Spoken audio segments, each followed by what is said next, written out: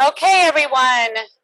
Good afternoon. I know everyone just stretch real quickly, even those online, virtually just stretch. And it's late for some of our Asian colleagues. They might not be with us right now, but those that are with us, we're happy for you to stay with us. So everyone just stretch. All right. So as we are following along, we are going to be talking today about shaping higher education and what is going on in the challenges of shaping higher education. So we're going to have, oops, what'd you do, Paul? Pass the door. So we have three panelists with us today. Samad unfortunately couldn't be with us in person, but please take a moment. Our colleagues that have virtually are with us, whether it's in our small sessions, but also in our pre-recorded sessions. So I know I took some time, and I hope you will, to listen into our colleagues that also what they have to say about our themes, cultivating graduate attributes and shaping higher education in the future. So for now, we're going to have three folks, panelists with us. We have the first one, and I'll be coming up and introducing and then have him come, is Dr. Patty Wixkowski. She's assistant professor and program coordinator for the Student Affairs program at University of Colorado, Colorado Springs in the United States. So I'm sure she'll talk a little bit more about herself as she goes into, but we are thrilled to have her, and we look forward to hearing more about the challenges and in rural community colleges in the US. And then we'll think of your questions, and then we'll talk with the panelists at the end for Q&A. Thank you. Patty?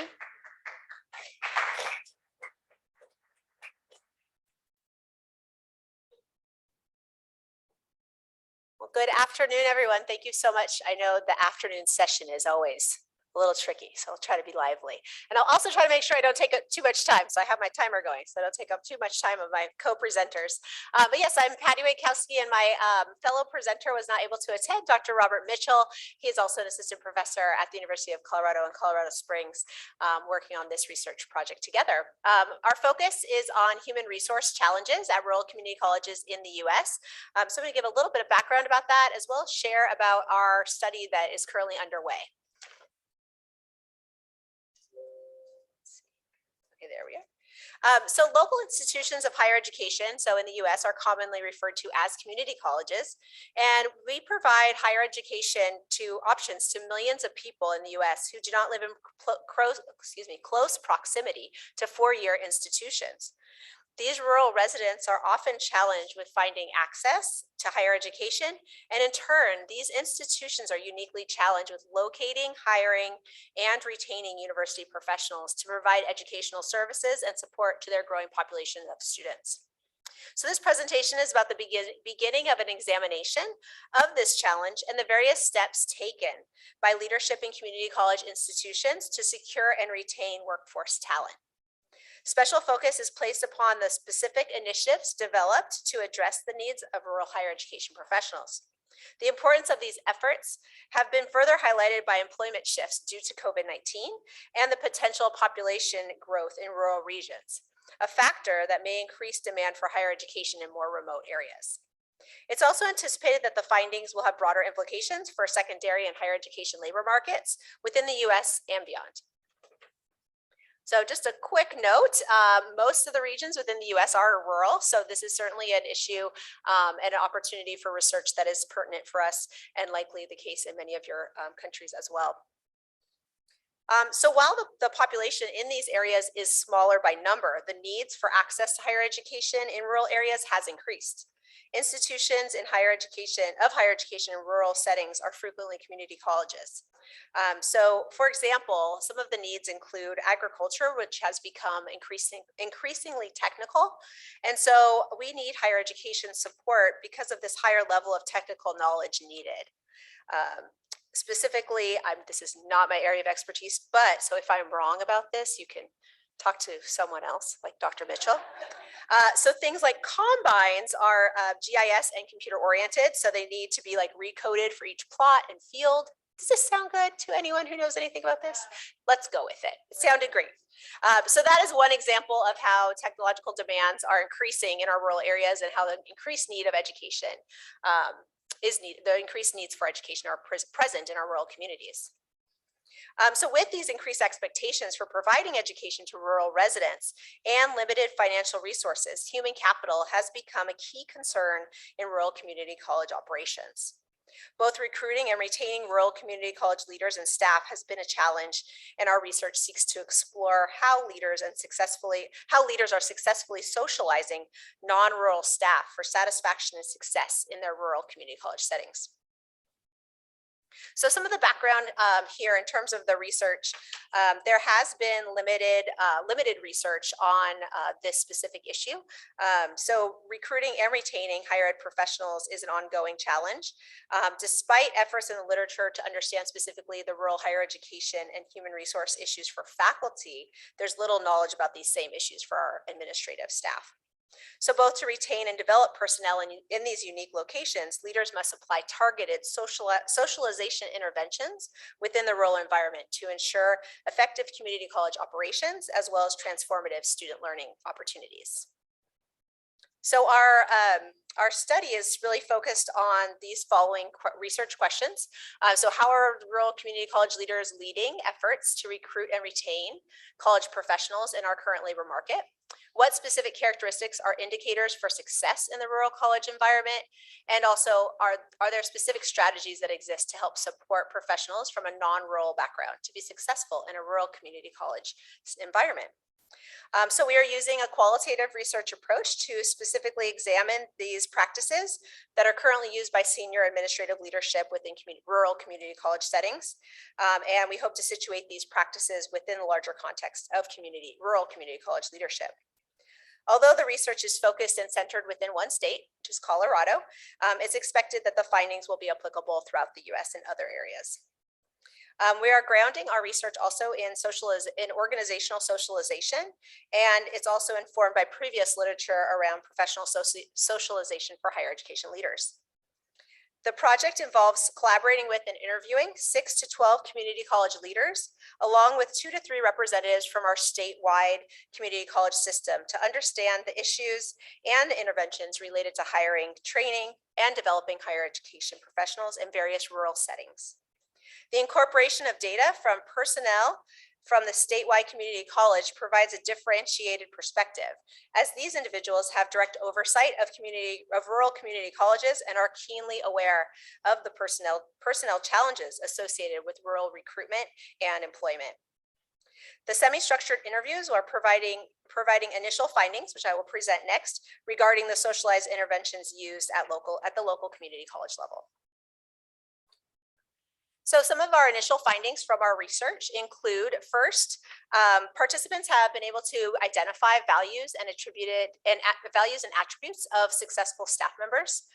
So one of those being looking for staff who have a desire to learn about the community and engage with community events outside of the campus. And so that importance of not only engaging with their campus, but also with the community in which the campus is located is extremely important.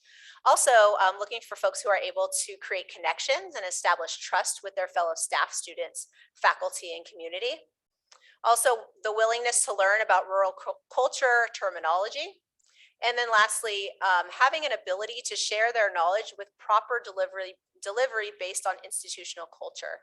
So knowing that some staff, as we know, many of us know things, but if we do not deliver it in a way that is accepted or attainable to the folks that we're working with, that will not be a successful approach. Some things that the leaders that we've spoken with so far have shared is first that some of their local candidates, while they may not have the same level of educational training as external candidates, the external candidates may not have a successful approach because of their lack of understanding of the rural culture in the community. A few areas thinking about the hiring process. So the hiring process can be used not only to select a candidate related to their specific skills, but to also understand and create that as a socialization opportunity for the staff. So first is to talk throughout the hiring process about what it's like to live in a rural environment for those who have not had that experience. And so using those initial connections to create that understanding, and also an opportunity for cross training because of the smaller environments, really selling to staff the great professional opportunities available in rural settings, because maybe their offerings are smaller, so they can cross train and work in various areas that they might not have in a larger institution where everything is so siloed. And then the last initial finding is just this idea of long-term human resource strategies. So one of the ideas is to start working with students are student employees at the institution. So while they're completing their 2-year degree, many of them are working in these areas, and then they'll go off hopefully to a 4-year institution, gain additional training, and then hopefully come back. So they have that great balance of understanding the culture and also having the training. So that's a really strategic long-term approach that some of the leaders are using from the beginning with their student employees. And then a second one is to develop community partnerships so they can engage with their employees and get them connected outside of the work environment, and provide opportunities within the community for them to be satisfied with their living and kind of living environment and outside of work time. So in terms of where we go from here, my colleague is actually conducting, I think he had an interview yesterday. So he's continuing to conduct some of our interviews, and hoping to complete that data collection over the next month or so. And then our article, while it has not yet been written, has been accepted for the Journal of Education and Human Resources special issues, focusing on higher education human resources in the rural context. So you can expect that out in spring 2023. So that is all my presentation. I'll pass it off, and I'll be happy to answer questions later. Thank you all.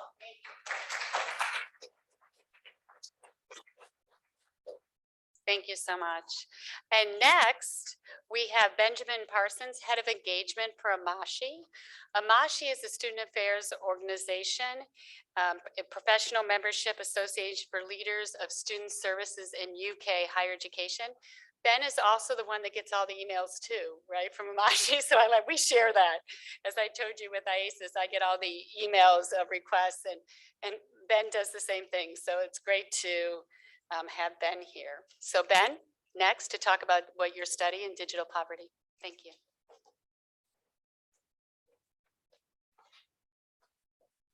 Thank you. Yes, as Lisa said, I'm Benjamin. I'm the head of engagement at Amashi. Amashi is a professional association for student services leaders in the UK. So that's England, Northern Ireland, Wales and Scotland.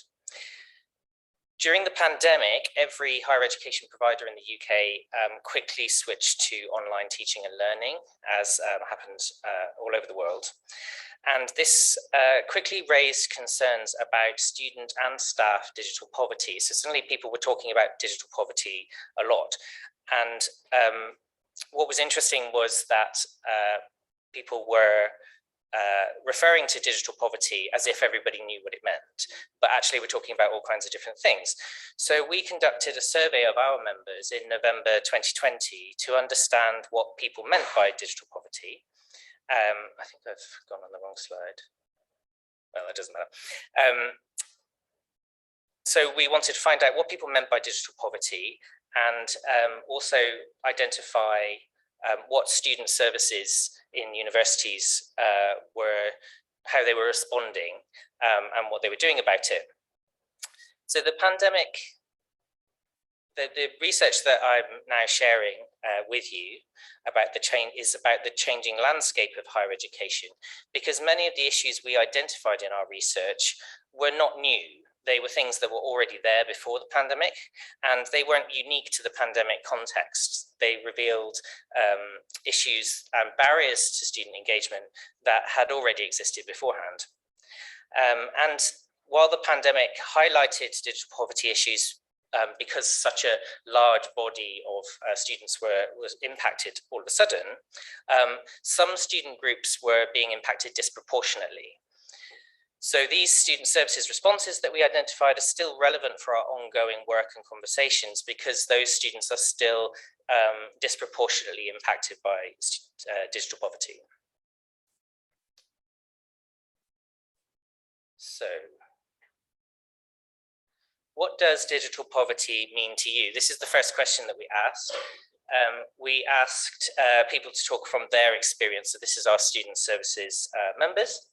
And there was a broad range of issues identified under this label. The percentages show the most frequently cited. And the main areas of concern were insufficient, unreliable, or unavailable internet access, often due to remote or rural locations, or access that was shared with others. Lack of equipment or hardware, or poor quality or outdated hardware.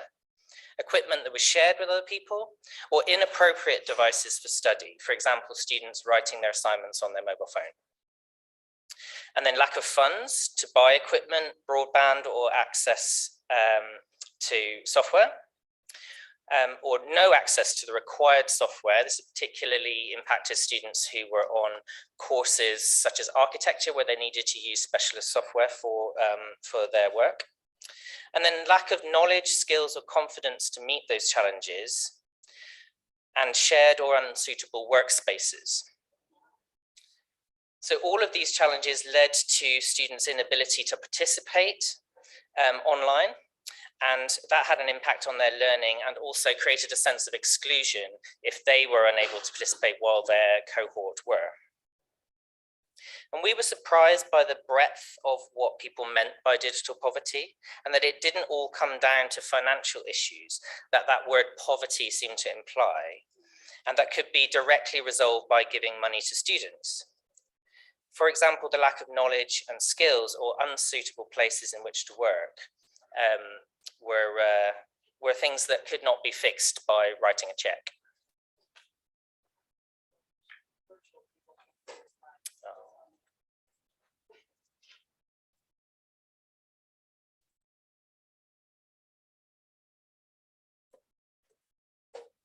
Sorry about that, everyone out there. Okay, so the slides will be shared afterwards, I think, so you'll be able to have a look at the findings here.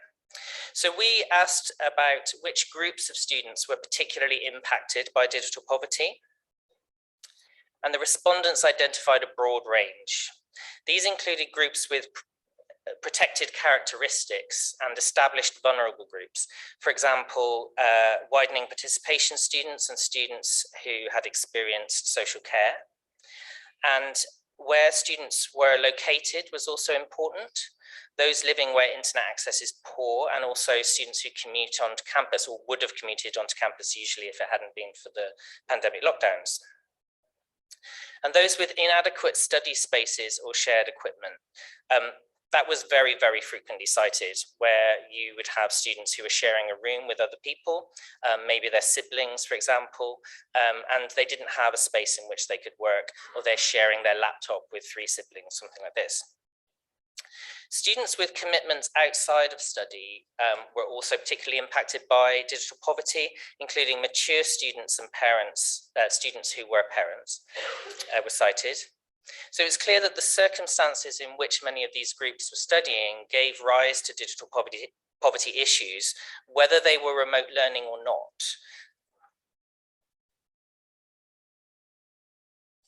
So we asked then our members, what have you undertaken to tackle these issues? Remember, this is in November 2020.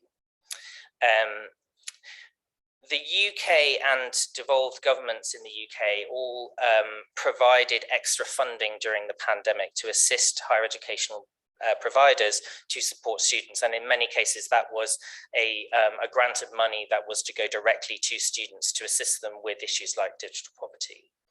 So most respondents to our survey focused on giving students access to funding, either through the creation of new funds, often supported by government money, or utilizing existing hardship funds. And a lot of them were trying to make it easier to access existing funds and bursaries that the university already provided. And another common response was to provide equipment, for example, through laptop loan schemes or grants, and the provision of dongles for getting onto the internet, or paying for broadband installation for students. And some also created spaces on campus for students to use. This is during the pandemic lockdowns, but also provided information or offered IT support. So what was clear is that while tackling the problem with money was the main response from providers, either through direct finance to students or provision of equipment, these approaches were not applicable to all of the digital poverty issues that were raised. So what we did then is we looked at what had been raised as issues, and we looked at what initiatives had been done, and then we looked at the groups that were particularly impacted. So the next few slides just take through where we tried to map which initiatives were going to hit which issues and which student groups and benefit them. So we started with funding initiatives, and you see that we mapped these looking at increased or more accessible funding. We can see this tackles many of the major challenges, such as lack of equipment, lack of money, shared equipment, and outdated equipment, for example. But it's not a cure-all approach. So this injection of money isn't tackling everything that was identified. The equipment provision, the direct provision of equipment addresses the same issues and targets the same groups as funding provision does. However, provision of equipment can also ensure the provision of the right software on that equipment and ensuring the use of appropriate devices for what students are expected to do. Supplying dongles for internet access may help those in areas with poor broadband or who are sharing their internet access with other people. This is provision of workspaces on campus for students to go to and work. This was useful because these spaces could be equipped with the right hardware and software and obviously internet access, which was a good solution for some student groups. But others couldn't easily benefit from this. For example, poor students would need to pay for travel to get to campus. Those with caring responsibilities and some disabled students and also distance learners would not be able to benefit from this as easily as others. Information and training to help students who either didn't have the confidence or didn't have the expertise to switch as smoothly to online learning and teaching. All students groups would benefit from good information and guidance up front. And it's important to set expectations about what study will require in terms of hardware. So thinking ahead rather than looking back to the pandemic, what will students need in terms of hardware, software, connectivity, and time in order to complete their studies? Student services can work with admissions teams to ensure that students are able to address any limitations before they begin their studies. And also it's important to consider digital poverty in the context of study skills training and ensuring that information and training are available in formats that don't rely on you already having the right equipment, software, or broadband. So making everything available online is great unless you can't get to things that are online because of digital poverty. The list of things that I showed earlier of things that were identified as digital poverty, that wasn't the entire list. There was a lot more. There were other things that people were doing as well. There's more data than I'm showing here on the slides. But a lot of responses were about tailored services. So services that were looking to particularly address these impacted students. So this is about, for example, working with IT colleagues to look at the ways to support students with their digital poverty, and as an extension to skills training for students. For example, IT support that is tailored for their needs, and also considering how student services can be adapted to the needs of students affected. For example, alternative to virtual meetings for those without good broadband or equipment, or who share spaces. So, for example, students who are accessing counselling sessions online might not be able to do that if they're sitting in a room with half their family who are exactly causing the problem they need counselling for. So these things need to be sort of borne in mind when designing our services with an attention to digital poverty. That's me. Thank you very much.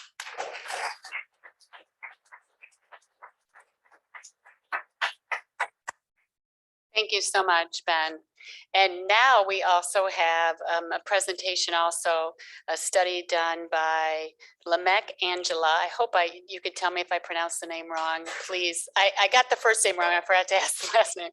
And also, he's currently the Dean of Students at KCA University and the Secretary General for the Kenyan University's Dean of Students Association, or otherwise KUDAS, another acronym we'll have to add to our IASIS website. So we're excited to meet Lamek in person. He's had quite some problems with his travel. I'm very impressed. He got here at 11 a.m. He was supposed to get here yesterday. So we're thrilled you're here to share a little bit more with us. Thank you.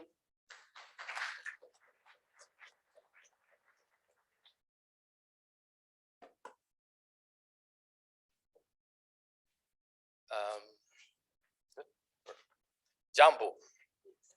So you respond Jambo, okay? Jambo.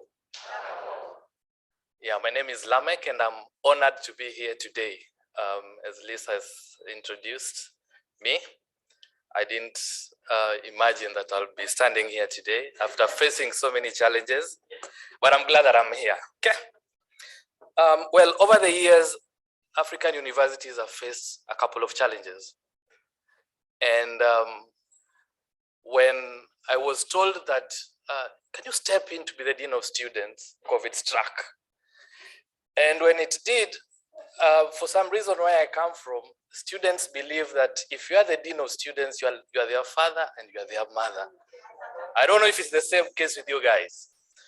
So when they didn't have data, they were calling the Dean of Students. If they didn't have the lecturers that missed their classes, they were calling the Dean of Students. So I decided to, let me get to understand where the problem is. And that prompted me to do this study. It was my first time, so please, if you see some errors, it's an amateur, a research in the making, okay? So, so that's why I'm here. So I'll be presenting the digital divide, and I'll be giving the context of KCA University where I am at the Dean of Students. So that's the outline of my presentation. I'll start with a brief introduction, go to the methodology, findings and discussions, and lastly, I'll share whatever I found as my conclusion. So that is Kenya for you, for those who've not been there. Kenya is in East Africa. And when COVID struck in 2020, and I'm sure most universities, most learning institutions were shut down. So for this reason, it was imperative to seek deep understanding on why on the COVID remote learning environment, by way of illuminating the digital gap in terms of one, accessibility, and I'm glad that he's mentioned it, competency, experiences, and student acceptance. Because as a Dean of Students, I felt that I needed to sort of give solutions to my students. So in Kenya, the government shut down institutions on March 15th, 2020, and this lockdown of schools and colleges effectively disrupted over 16 million learners countrywide. Consequently, this led to online learning becoming a very crucial delivery medium to minimize the gap between the lecturer and the learner. And mark you where we come from, when you say that you are transitioning from face-to-face to virtual learning, it is not easy, right? So it was a tall order for us to do this. So today I just want to share with you the stories, or rather what we did after this survey at KCA University, and how it impacted on our campus life and students' engagement on campus. So this study, as I said, will focus on student accessibility, self-efficacy belief, and acceptance of remote engagement. They have to accept for them to do what? To learn, right? Great. So we conducted an online survey among KCA University students. A total of around 400 students took part in this survey. So that's just a breakdown of how it went, the number of students who participated in this particular survey. We had 205 were the male and 211 were female. 10 preferred not to state their gender. Yeah, so basically that's to give you an overview of the number of students who participated. It's still, I'm not sure when we talk about the sample size, we have around 17,000 students and we only got 426 to answer these questions. But I believe we can still try and just generalize that. So in terms of access to remote learning environment, and by the way, one of the reasons why they were not able to access is they didn't have data. That's what we later on came to realize. So it was very hard to reach out to them. So the study assessed accessibility to remote learning environment via three fundamental aspects, namely one, availability of electronic devices and tools necessary to support remote learning or online learning. Two, availability of internet connectivity. And three, the reliability of that particular internet connectivity. And we found out that most of our students use their mobile phones to do what? To access remote learning. In fact, they had to go to the nearby market, charge them, and have classes while at those particular areas. Few had laptops. Television was close to none. There's one university that tried this, and it didn't work out. In terms of availability of internet connectivity, so in Kenya, we have 3 or 4 major internet service providers. Safaricom is taking the lead, and this is where most students, or rather the data bundle that most students subscribed to. In terms of reliability of connectivity, we came to realize that most of the students in the urban centers had an average speed, and it was sort of reliable. Most of our students come from the rural areas, and they were not able to access this particular lessons during this particular time. And of course, we have high speed and reliability for those who are privileged enough to have that in their homes. So it is clear that though majority of students are able to access internet, reliability of this internet connectivity among technological challenges remains a hindrance to them accessing remote or online engagement. It is therefore critical for those who engage students online to be cognizant of the many home aspects that can negatively interfere with effective teaching and learning from home situations. In fact, there's a student who later on came and shared this with us. When she was learning at home, and the mom feels like, you need to be doing some house chores. So you are busy attending your classes from 6 a.m. or rather 7 a.m. to 8 p.m. or 6 p.m., whatever it is. So your parent feels like you're not adding value to that home. So at some point, you have to be chased away to go and do your house chores, so then you're able to be relevant in that particular house. In terms of self-efficacy, did they believe in remote engagement? There was a moderate percentage there. Students' learning experience, 59% of them said that it met their expectation. And as I said, these are the guys who are able to access data when this was rolled out, right? Two interesting things that I need to share with you from the students, and I want to quote what 2 students wrote. One, I feel that online learning or remote engagement does not serve me well is a mode of learning because it is quite hard to learn without proper illustrations, especially for mathematical concepts and all that. Right? Some lecturers don't even explain points well. Rather, they just read through their notes like the way I'm doing and leaves many of us hanging on on some points. There's no avenue for us to exchange. The second student said the e-learning is not comprehensive. It is hard to comprehend since much of what I learn requires practical words. Example, it is unfortunate that the approach is really theoretical and the lecturer assumes that we've understood. When you read it deeply, we came also to realize that some lecturers would, if a lesson probably takes 3 hours, they would be there for 1 hour, and then the next hour they would probably go and do their businesses. Most of them started businesses during this particular time. So they do they plug in for an hour, and then they go and to their daily activities. I think I've mentioned about that. When you try to connect availability of internet and level of acceptance of remote engagement, you realize that most homes that had internet also accepted remote engagement. when it comes about reliability, the reliability of internet connectivity and acceptance of remote engagement, we come to realize that those who had excellent high speed and reliable internet also had a positive attitude towards remote engagement. So in conclusion, it is clear that majority of students have devices that needed connectivity to remote learning environment, with smartphone being the device of choice because it is also cheap to most of our students. Even though access to network seems not to be a big problem, what remains daunting to many is the quality and reliability of internet connectivity. In addition, we had a lot of power outages, and we also came to realize that if a lecturer is not prepared, he said that hey, there is power outage. So the class has to be postponed, you know, so to the next day. High-priced internet bundles, it was very highly priced in Kenya. So there is a significant association between geographical location and reliability of internet connectivity. That's one of the things that we found out. The implication is, one, there is an urgent need to evaluate the quality of learning experience that students are exposed to during this remote learning environment. Two, it is so one, let's not judge students. Some of them go through a lot. Two, it is essential to carry out an audit of online teaching and learning methodologies applied by lecturers. Faculty proficiency in online customer care and effective communication appears to be a vital requirement during this particular time.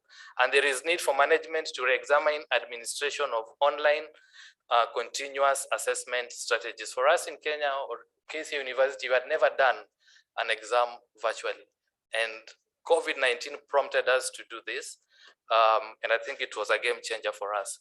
Therefore, I trust that these lessons that we did at KC University are relevant to other institutions, especially in where I come from, who have been facing disruptions of the education system due to COVID-19 health crisis. Asanteni sana. Thank you.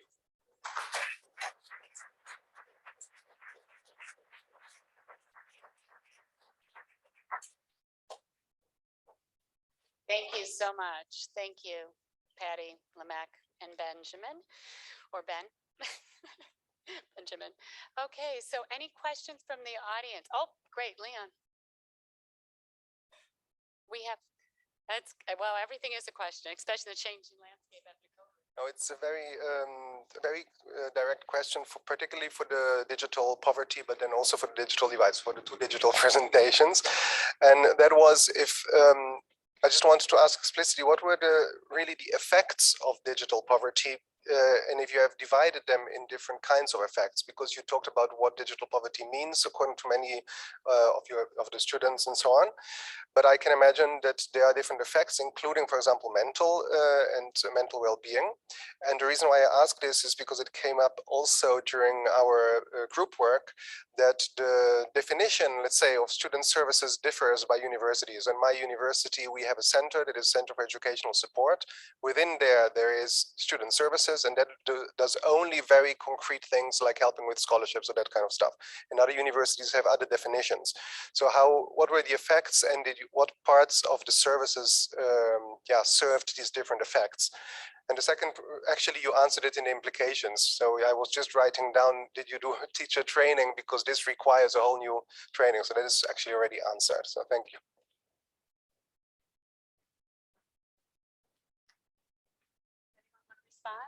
Benjamin? Thank you. Thanks. So we didn't specifically ask about the impact on students, but we got responses about it anyway. And the main things were the impact on student engagement. Lots of students, and I'm sure you found the same in your study, just weren't able to access this new virtual world of learning at all. And because of that, there was concerns from students about feeling isolated and excluded. And when you consider that the student groups who were particularly impacted, so for example, disabled students, distance learning students, and so on, especially students who were vulnerable in groups of who were protected characteristics, like care experience students, for example. That sense of isolation was on top of the kind of isolation they might be experiencing anyway by being part of a marginalized group, for example. In terms of mental health, there was a big impact. So most universities went to a kind of online counselling model overnight, and that was very successful in terms of student engagement with it, and students were engaging with their online counselling sessions. But there were big concerns as well, because a lot of counsellors had never done that before. They weren't trained to do online counselling, and they weren't able to read the kinds of signals that they would usually do. And you had students who were on the bus in their counselling session, or in a space where they weren't able to talk freely. So there were big impacts in that way. And we produced some guidance for supporting students who were remote and out of the country to help. Yeah.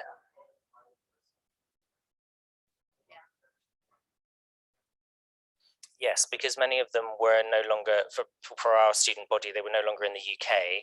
And there was a legal issue as well, because they weren't able to receive counselling that was called counselling in the same way, because they were no longer in the UK. There was no, the professional standards of the UK didn't apply in their country, for example. So yes, international students were particularly impacted.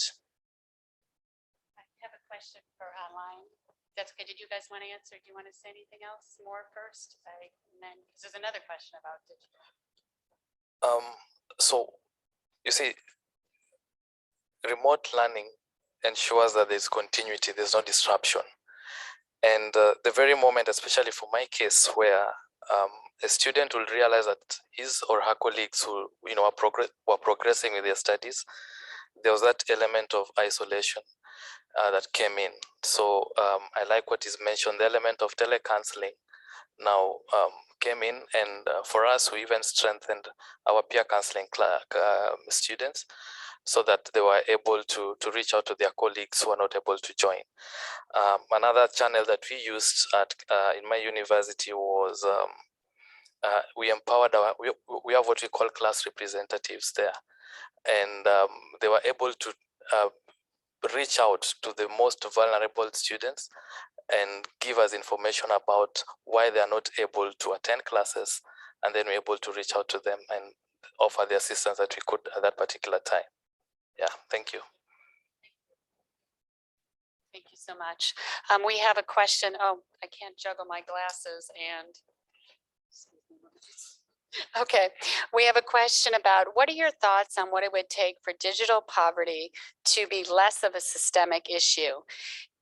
It appears, as the person went on to say, that there were Band-Aid approaches that we used, just quickly for the pandemic.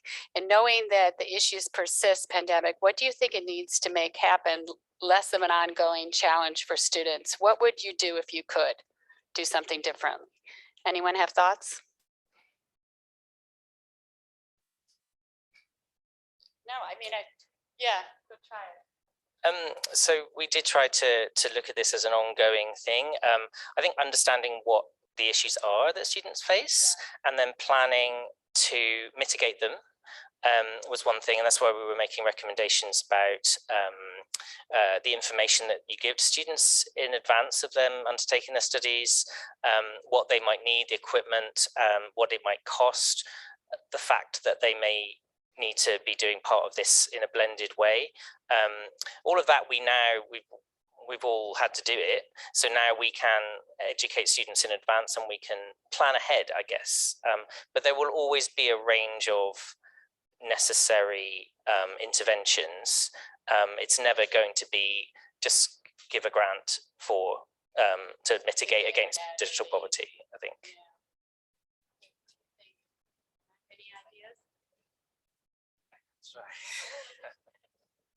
Well, I think talent and skills in digital networking is very critical, especially in the contemporary society. And during my presentation, one of the key things that I think will also stand out is customer care. How do we handle this group of students when they reach out to us? And even the student affairs officers needs to be empowered so that they're able to have these particular skills to handle such cases when they come front. Yeah. Yeah, and just building off of Lamek, something that we're doing at my institution, our institution has a lot of funding around cybersecurity, and so we've actually implemented basically we did receive a grant to do some training for our student affairs professionals around not like cybersecurity technical content, but around digital identity, around digital leadership, and some of those other concepts. And so we're currently implementing that with our students as well as professionals in the Southern Colorado region. And then we will hopefully have some findings from our research and be able to share those nationally or internationally at future conferences as well. So that's a little bit tangential to the specific question, but there is some professional development that we're trying to do for our student affairs professionals specifically beyond the access issues, but in terms of other developmental needs that students might have around technology in the future. Okay, I think we have to go. Oh, do you want to say something real quick? Do I have any more minutes? One more question? Okay, is this something similar or different? Okay, John, thank you. I had a question for Patty, and just thinking about the pandemic, and if there were any either impacts that you saw or predictions related to employee retention at community colleges. So I'm thinking potentially, how does remote employee play into this, or how do people maybe wanting to leave cities and going to rural communities affect this world?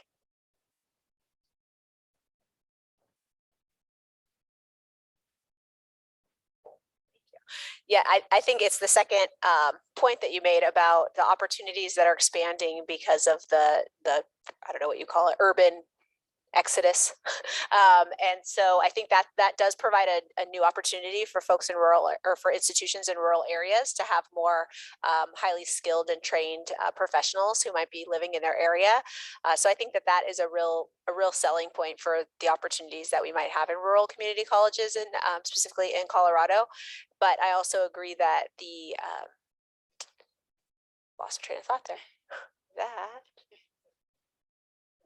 I think the prediction that we noted that there will just be an increased population. So this need is not going away. And so to find ways that are successful, but thinking about also how we can provide the remote training, I think that's a really important area as well. So how are we training student affairs professionals to work remotely? I think someone mentioned that this morning as well.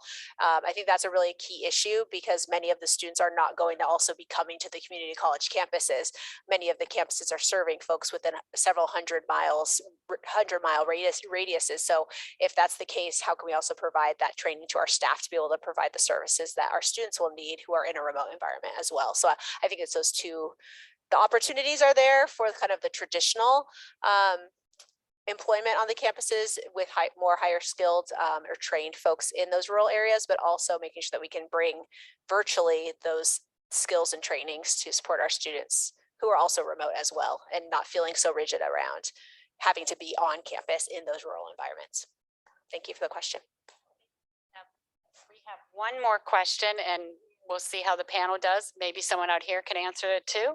Were there any recorded difference in the experience for students with disabilities in any of your studies? Yep. Definitely, disabled students were particularly identified as students who would be particularly impacted by digital poverty in our survey, and this is one of the reasons why we think that the findings of that survey are still relevant, because that was probably always so. It was just that everybody sort of paid attention when the entire student body was suddenly remote learning. A practical note, not my study, but that many of the students experienced realizing that being in the remote environment may have they may have discovered that they had some learning areas or learning concerns that they hadn't previously addressed that were able to be mitigated in a in-person environment. And by going remote, you know, those issues then became heightened. And so I think there was some realization about some additional supports that students needed. Shane, you had something you wanted to add? Just interestingly, the experience of going digital, a lot of disabled students were able to, once they got used to taking digital poverty side, once they got used to going digital, were able to access lectures and access classes that they couldn't normally do. And what I'm seeing now from as we go back to in class lectures, and with some institutions leaving the choice with the lecturer whether to record lectures or not, or if the technology is not there to record lectures, that is now discriminating against disabled students, because they won't be able to access the lectures unless they come and attend physically. So it's a flip. And the last thing is quite interesting, is that in recording lectures, you can put captions on lectures, which allows disabled students to see these, to make notes and to follow the lectures, but also for international students where English may not be their first language, to review the lecture and see what's going on. So I think I understand the digital poverty, but I think that we as student affairs professionals have a duty of care to our students to push as much as possible faculty to record lectures so that it doesn't discriminate against disabled students. Can I just wrap it up a little bit? So I just want to thank each of them here, our panel. I also want to say that I did listen in to some of the virtual programs, and there's some more there virtually for you to look at on the changing landscape.